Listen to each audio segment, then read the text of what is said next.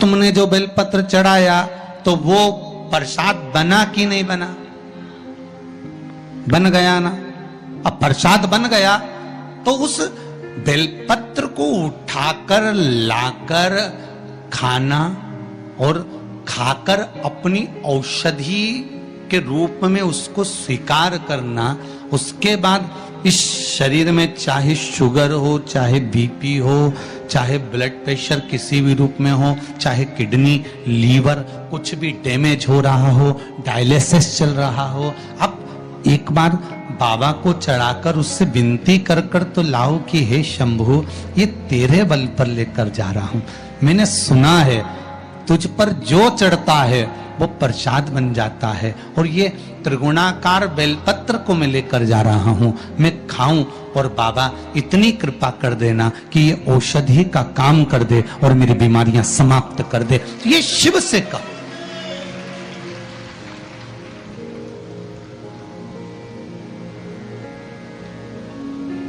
क्यों निर्माल्य बनकर फेंका जाए बेलपत्र को?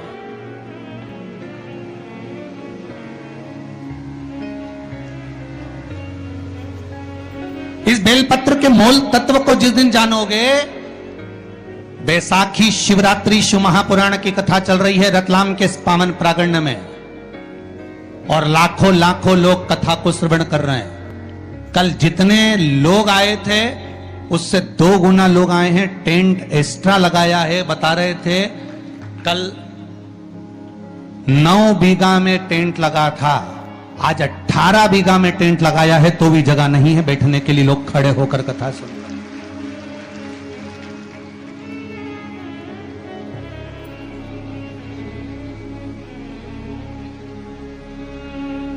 और 18 बीघा के टेंट में भी जगह नहीं। पीछे पुरुष को आप एक निगाह अगर मार कर देखेंगे तो ढेरों में खड़े हैं, इधर देखो उधर देखो, जहां निगाह पहुंच जाए उधर देख लीजिए महाराज।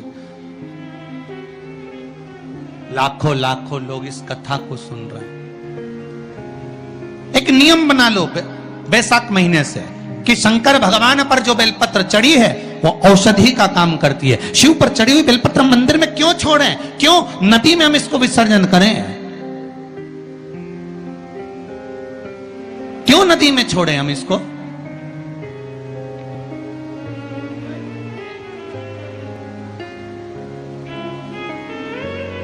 उसको उठा लाए, उसका प्रयोग करा, खाया, और उसका जो फल हमें मिला वो जीवन का सुख। हम तो ब्राह्मणों से भी कहेंगे, जितने ब्राह्मण जन शंकर भगवान के मंदिर में पूजन करते हैं, जितने विप्र जन भगवान शिव के मंदिर में पूजन करते हैं, उनको करवत्त निवेदन, उनके चरणों को प्रणाम कर कर, उनके चरणों को नमन कर कर, उन ब्राह्मणों के चरणों को नमन कर कर निवेदन करूंगा कि आप शंकर जी के मंदिर में कोई प्रसाद बांटो ना बांटो, जो बेलपत्र शंकर जी के मंदिर में चढ़ती है उस बेलपत्र को उठाकर धूप में डाल दो, सुखा लो, पीस लो, और पीसने के बाद उसकी पुड़िया बना लो।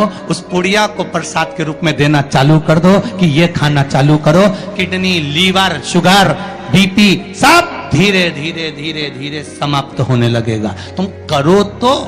वो बेलपत्र ना तो किसी नदी में विसर्जन करने की जरूरत है और ना कहीं फेंकने की जरूरत है।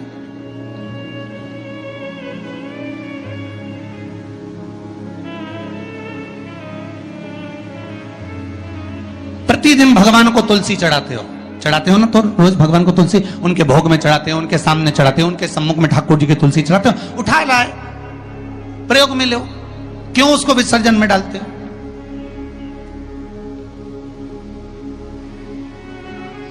जो विसर्जन के लायक है उसका विसर्जन करो, और विसर्जन भी कहां करो?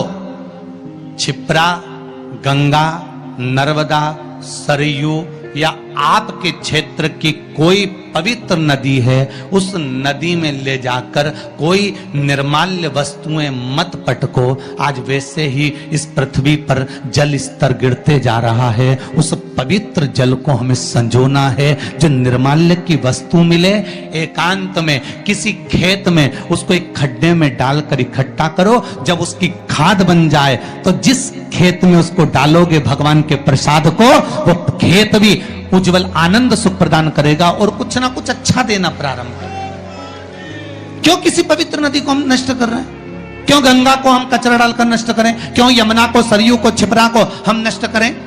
हम उसको शुद्ध बनाने का प्रयास करें, हम उसको निर्मल बनाने का प्रयास करें। अपने गांव में, नगर में जो तालाब, जो बावड़ी, जो कुएं हैं, उनको हम निर्मल बनाने का प्रयास करें, शुद्ध बनाइए। किस किस के घर में तुलसी का पौधा है?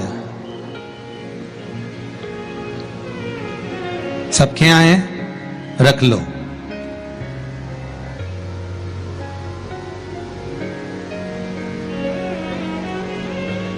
कहां लगा है? घर के अंदर कि घर के बाहर? घर के बाहर। ठीक है।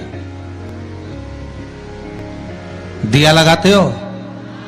अच्छा। कौन है वो जिस तुलसी मैया को दिया लगाते हो? कौन है वो? बोलते तो जाओ जरा जल्दी जल्दी। माता है। घर में जो सास है वो कौन है? वो भी बोलो तो, जम के बोलो जरा। माता है। बैसाख का महीना चल रहा है, बहुत जोरदार गर्मी पड़ रही है, बहुत जोरदार गर्मी, खूब जोर की। तुम्हारी सास की कुर्सी घर के बाहर लगा दो।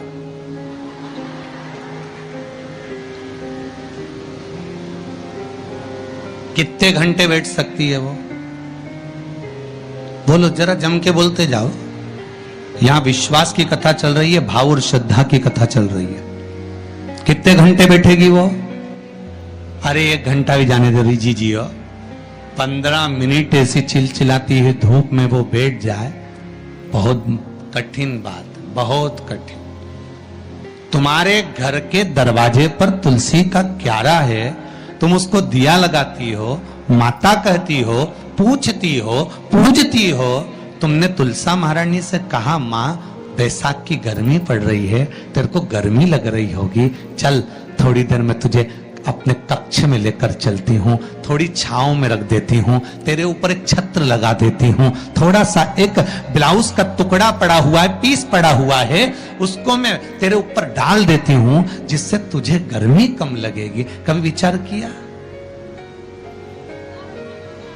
पिनाया है सबने? ए झूठे लियो पाटीदार, ये गाड़ी लगाओ जरा, सबका घर चला। देख के तो आए कित्तों के घर में पिनाया है? अरे देखा देखी में काम बिगड़ जाता है। एक बार कक्षा 8वीं का पेपर था, बच्चों के लिए एग्जाम में लिखने को आ गया, दिल्ली की सबसे बड़ी मीनार का नाम लिखो। आगे वाले ने लिख दिया